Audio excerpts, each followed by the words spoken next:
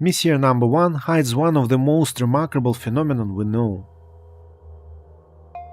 This story begins in 1054 AD when ancient Chinese astronomers discovered the bright stars in the constellation of Taurus. That star was 4 times brighter than Venus, bright enough to be seen in the sky in the daylight during a period of 23 days, and then, after that, 653 nights visible to the naked eye.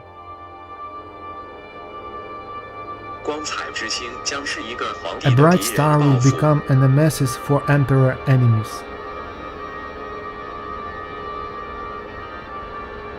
It can be also seen on a petrograph by ancient Amazoni Indians who lived at that time in Chaco Canyon in New Mexico. Then it slowly faded away and was forgotten for centuries, until English amateur astronomer John Bevis found a small fuzzy spot at this place in the sky in 1731. In 1758, Charles Messier mixed it up with the comet of Halley, which he was looking for in this area. So he started compiling his own catalog, placing this nebula there, identified as Messier 1. This nebula, reported on the Great English Atlas, seen by Dr. Bevis about 1731, according to his letter written to me on the 10th of June 1771. And here's how Messier catalog started. Later it became one of the most popular celestial catalogs ever. In 1844, Messier 1 attracted the attention of Lord Rosse, who made a few sketches of it. He was the first to name the nebula as Crab, and this name got stuck to the object. The first observers of Crab were Messier, Baudin, and William Herschel. They were not able to resolve nebula into stars. However, Lord Rosse and John Herschel thought they managed to resolve it, mistakenly took its filaments as chains of tiny stars.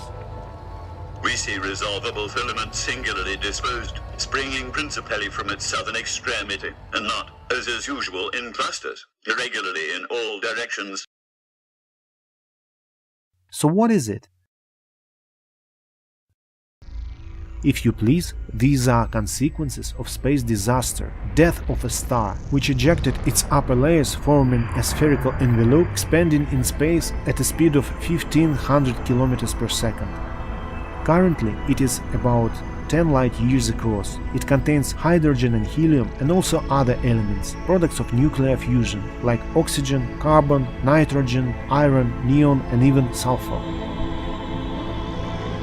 Besides filaments, you can see here an internal bluish nebula shining with diffuse light, which is polarized synchrotron radiation emitted by high-energy electrons moving in a strong magnetic field.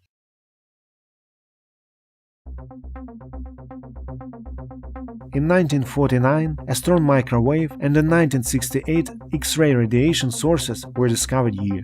On the 9th of November 1968, using a giant telescope in Arecibo, Puerto Rico, a team of astronomers discovered here a source of periodic signals. Are these extraterrestrials?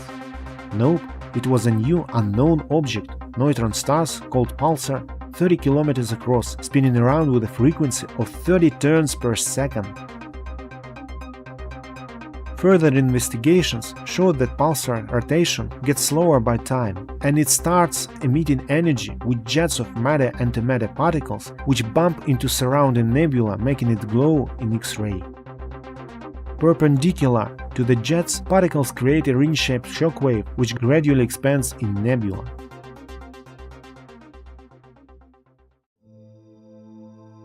M1 resides on a broad highway of the solar system, in the zodiacal constellation of Taurus, quite close to the ecliptic, a line of apparent movement of Sun on the sky. This means that sometimes comets, asteroids, and even planets travel through this area and may occult the Crab. This phenomenon is very interesting to determine the fine features of the central star, pulsar, and its environment. Crab can be found close to Zeta Taurus, star of third magnitude northeast from Aldebaran, main star of the constellation of Taurus. It can be easily observed through binocular. Amateurs can judge themselves whether it was easy or not for Charles Messier to mix it up with the comet. Messier 1, the Crab, is a great space high-energy lab which will surely bring scientists lots of new wonders.